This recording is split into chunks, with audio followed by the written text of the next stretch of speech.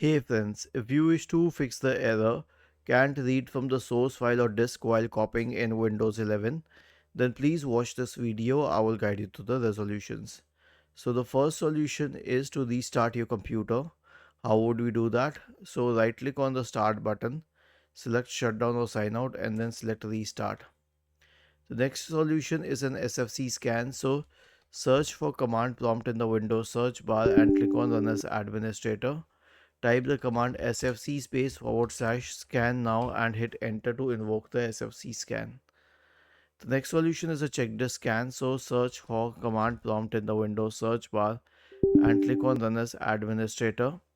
Type the command chkdsk /r/f and hit enter.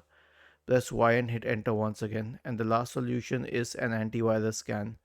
So search for MRT in the Windows search bar and then go to MRT, which is the malware removal tool.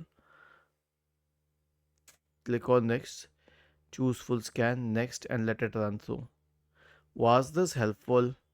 If yes, then please subscribe to the channel. If not, then let us know in the comment section of the video on how we could help you further. Thank you for watching this video and have a nice day.